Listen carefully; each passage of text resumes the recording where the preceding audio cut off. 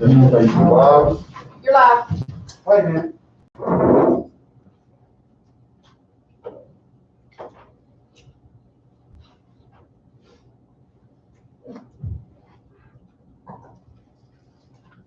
The February 1st, 2021 City Council meeting, 7 p.m. Steve, can you give us verification? Thank you, Father, for the privilege that we have to pray. Thank you for the men and women that gathered here this evening to discuss and pass new laws and new ways that we can better our city. We ask for your protection, your guidance. We ask, Lord, that you would help those that are, especially those that are involved in this awful pandemic, COVID-19, that you would help the healthcare workers and all those involved in distributing the vaccines. And we just pray, Lord, that we can come together and get this behind us, get it accomplished, Lord. Again, we thank you for the privilege to be here. Bless us, bless each and every one of us that are here. We thank you for that. Pledge allegiance to the flag of the United States of America and to the republic for which it stands, one nation, under God, indivisible, with liberty and justice for all.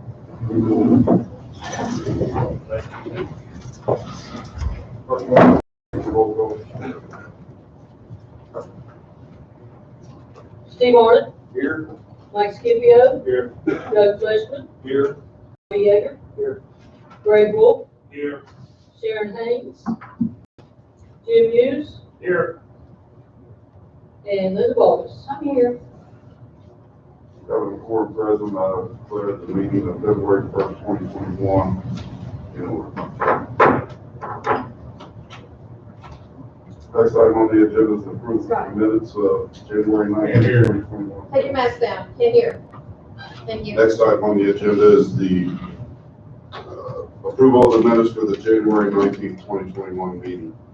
Mr. Mayor, I make a motion that we accept the minutes of the meeting, council meeting, January 19, 2021 as written. I'll second. Sorry. We have a motion for the approval of the minutes of the January 19th, 2021 meeting from Doug Fleshman, seconded by Jim Hughes. All those in favor, state aye. Those opposed, the ayes have it. Next is the invoices submitted for payment. I'd like to make a motion that we approve invoices totaling an amount of $221,562 for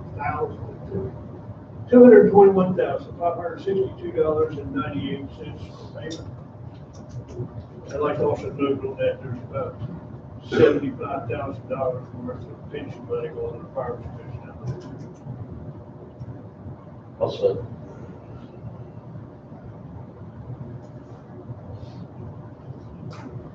We have a motion on the floor to submit the invoices submitted for payment for $221,562.98 by Mike Scipio, seconded by Steve Arnott. All those in favor, state aye. Aye. Those opposed, the ayes have it. All right, down to the new business. Next on the order of business is to approve the purchase of one Scott Air Pack from Atlantic Energy Solutions for $7,611.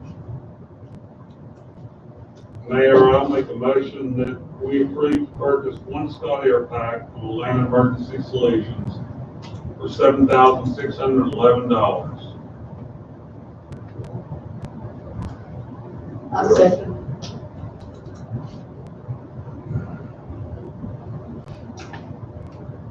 We have a motion on the floor by Greg Wolf to approve the purchase of one Scott Air Pack from Atlantic Emergency Solutions for $7,611, seconded by Linda Baldus. All those in favor, state aye. Those opposed, the ayes have it. And next on the order of business is the approval to purchase 3 complete sets of turnout gear from Red Hot Equipment for the total of $7,279.68. Mr. Mayor, I'd like to make a motion that we purchase 3 complete sets of turnout gear from Red Hot Equipment for the dollar amount of $7,279.68.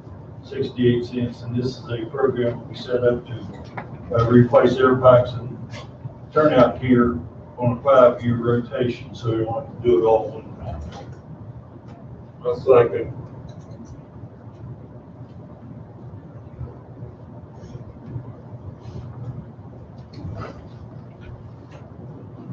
We have a motion on the floor to approve to purchase 3 complete sets of turnout gear for red hot equipment for $7,279.68 from Doug Fleshman, seconded by Greg Wolf.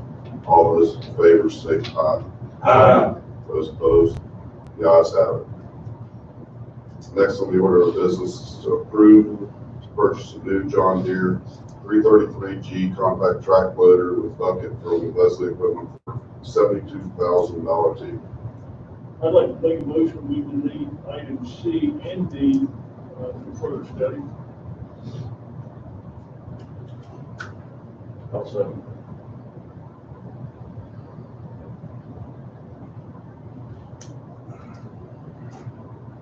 That's both items. Both items. We have a motion on the floor from Mike Scipio to, what did you say? Delete both items. Delete both items of C and D of the agenda for further study, and seconded by Steve Arden. All those in favor say aye. Aye. Those opposed? The ayes have it.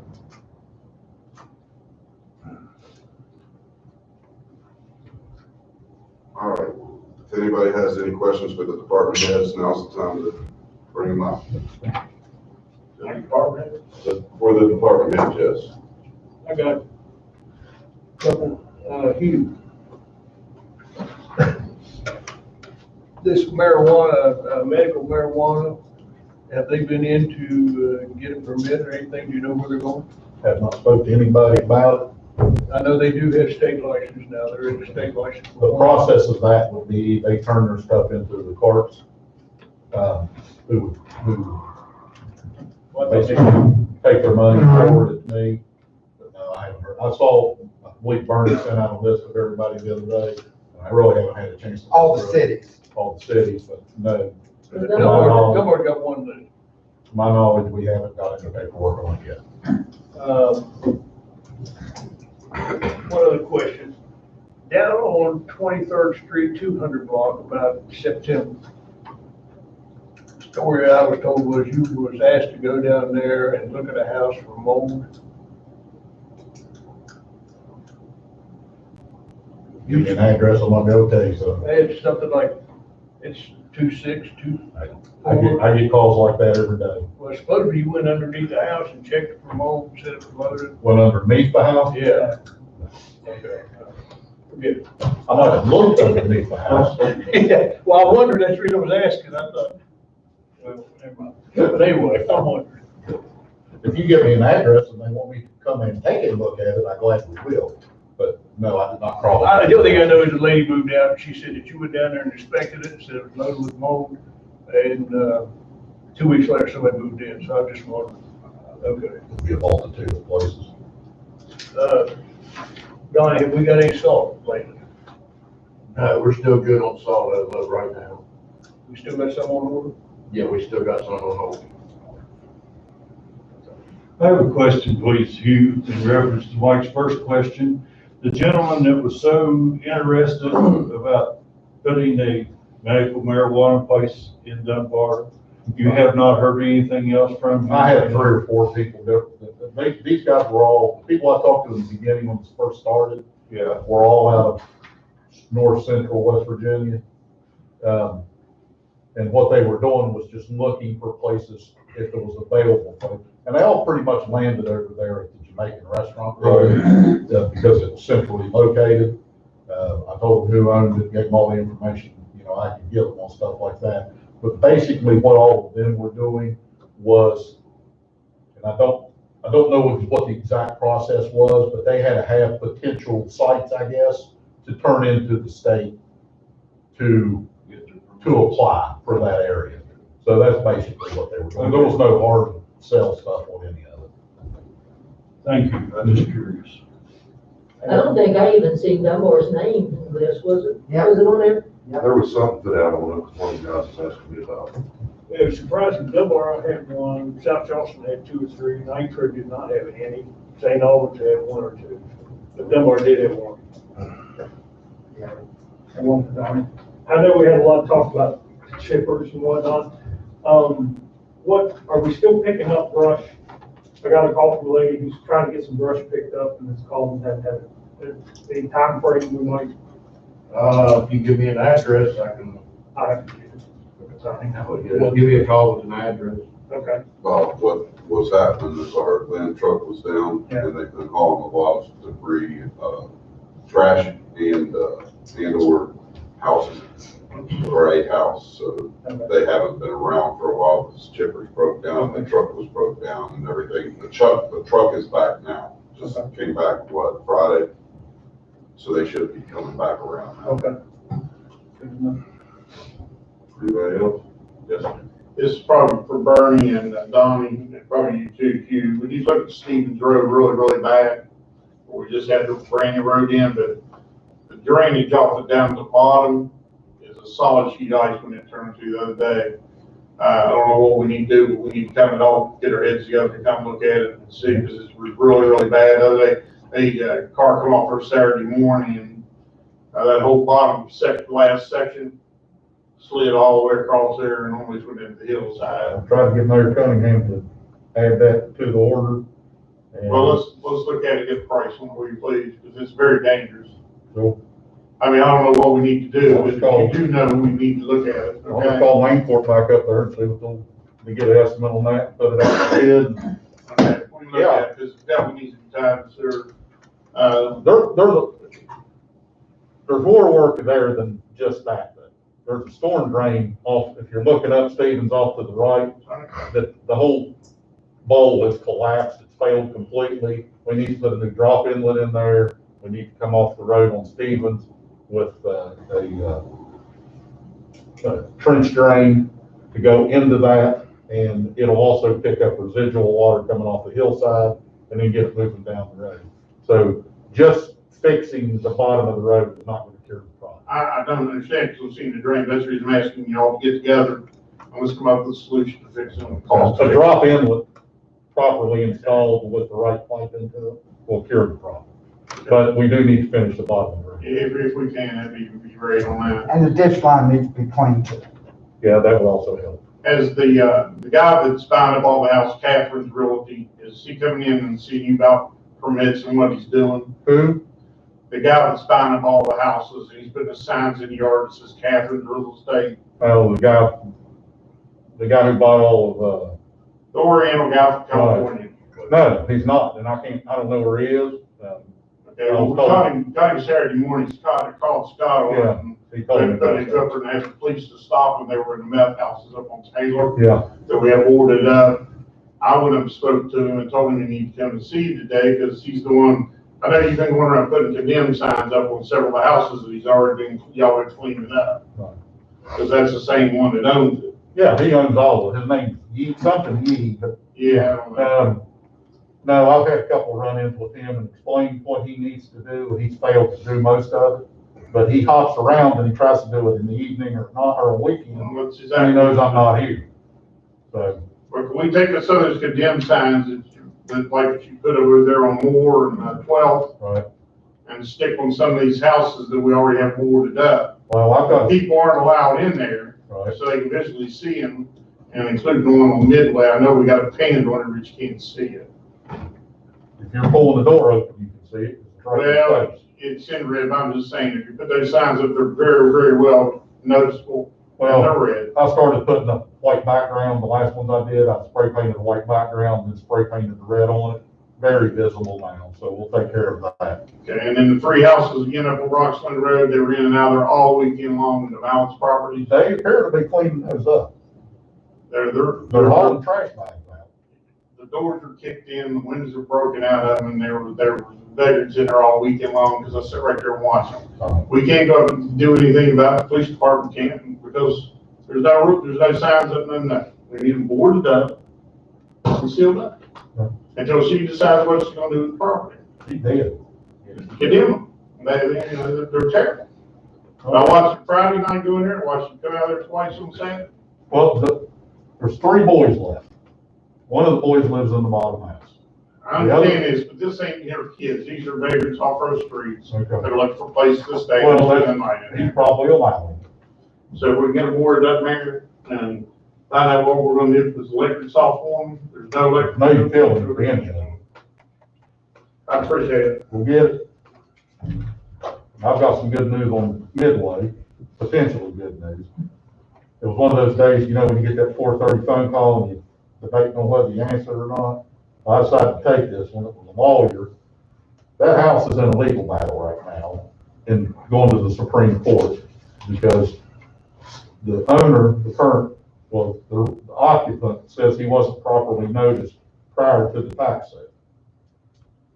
The people who bought it on the tax sale said he was, and the notification would have come out of the sheriff or the tax office anyway. So this thing's up at the Supreme Court. They're battling back and forth. I spent an hour on the phone, 50 minutes on the phone with the lawyer for the people who bought the property.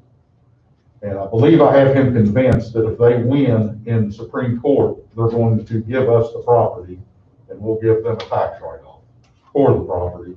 And then we can bulldoze that thing and be done with it forever, which will make everyone on that road very happy.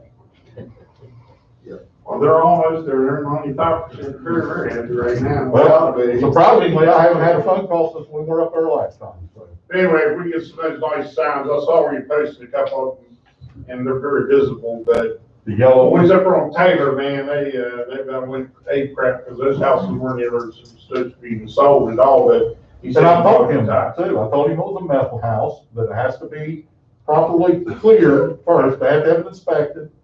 And if it comes back hot, they have to clean it. And they can't do anything until it's clean. He just goes in one ear and out the other. Well, he was nice enough to clean all the property up Saturday. He was real honest. At least he cut down all the weeds and all the trees up there and all that stuff. But he's doing it when you're not working. Oh, I know.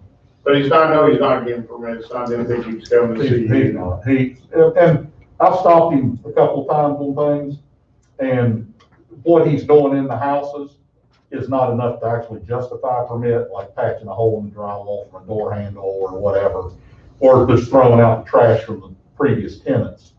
But the mayor told me he was trying to put like an 8x10 porch on it the other day or whatever out front.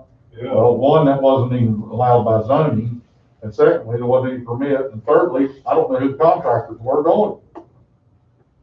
You talk about the one in corner 19th and Payne. Yeah. He also gutted half of that house inside and everything before he went back and painted it and fixed up the foundation stuff, so.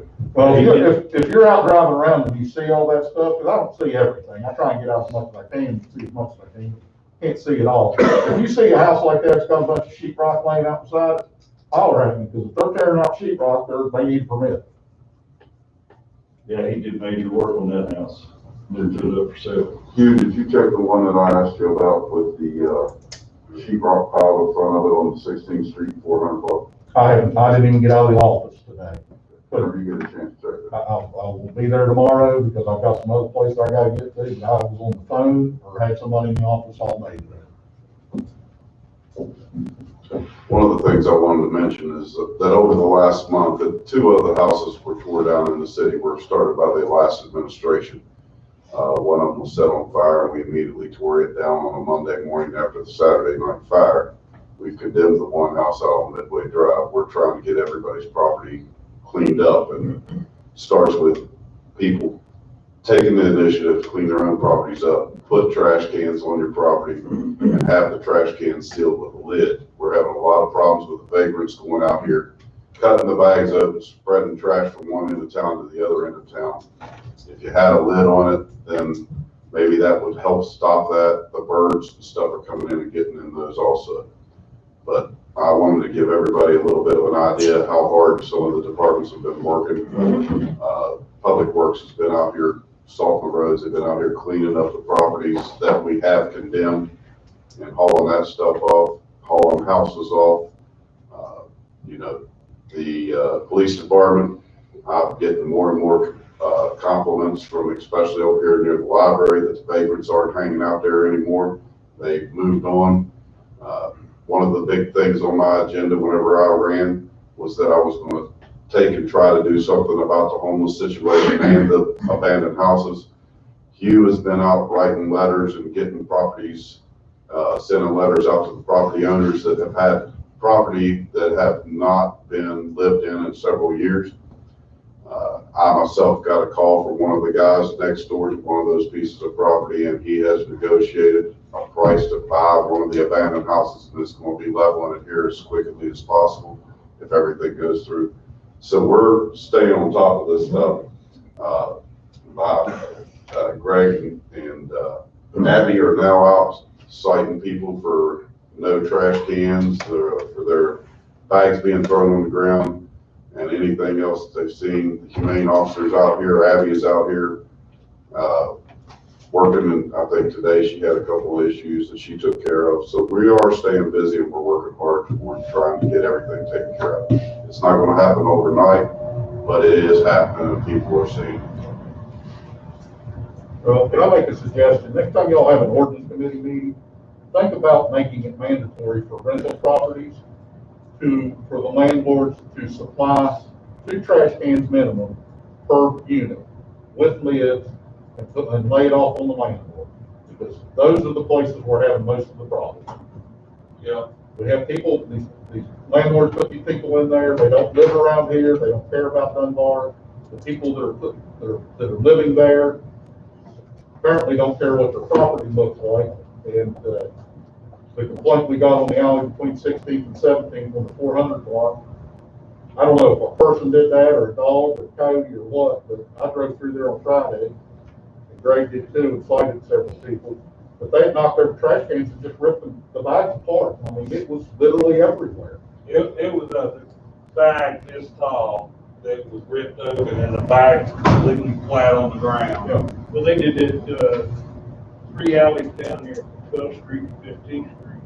They just went down the alley and took the lids off, ripped them open, drug them out. I mean, With that said, 3 alleys.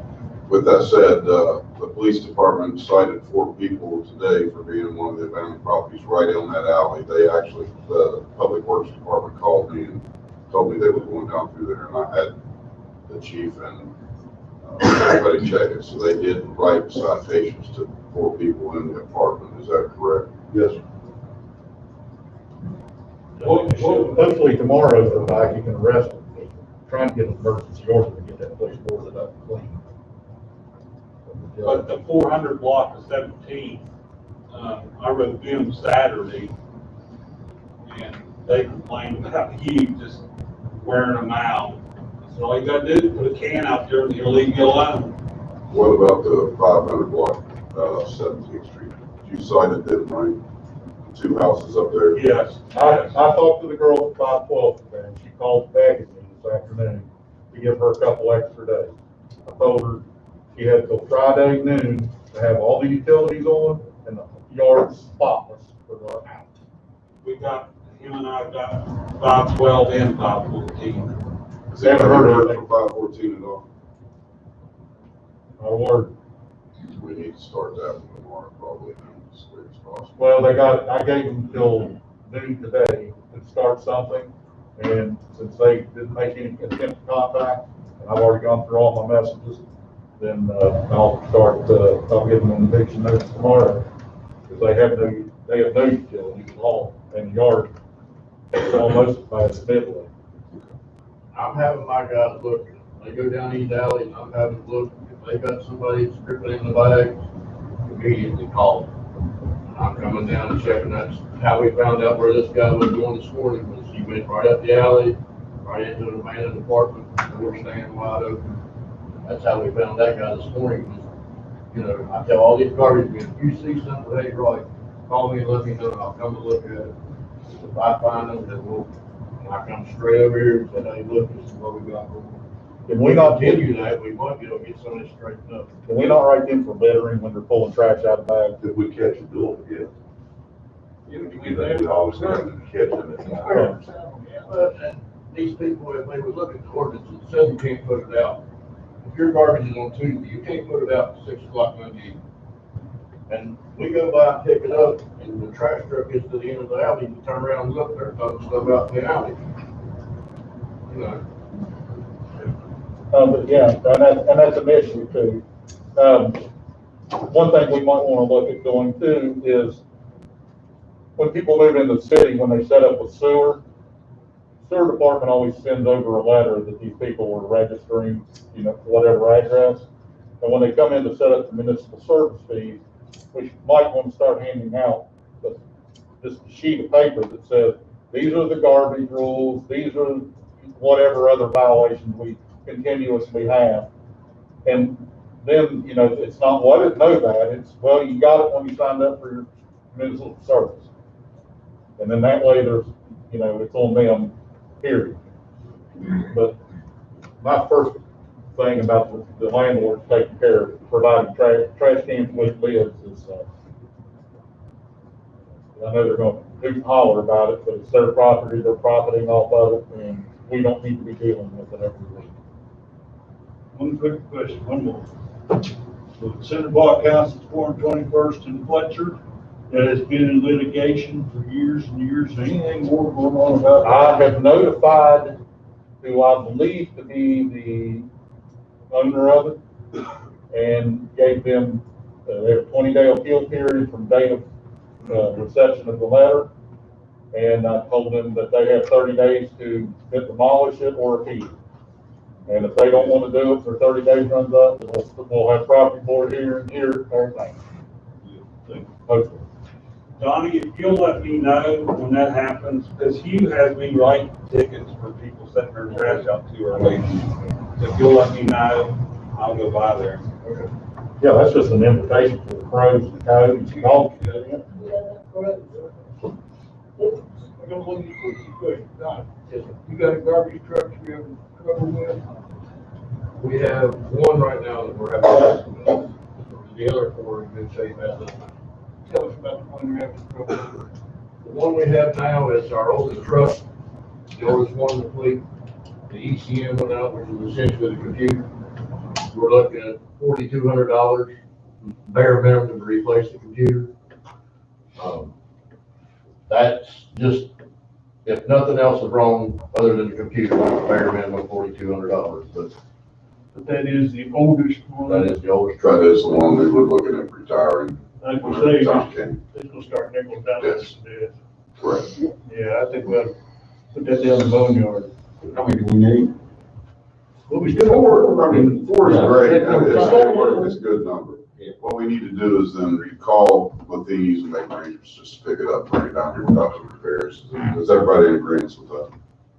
So we'll just bring it back here and have Hugh get ready to put it up on auction.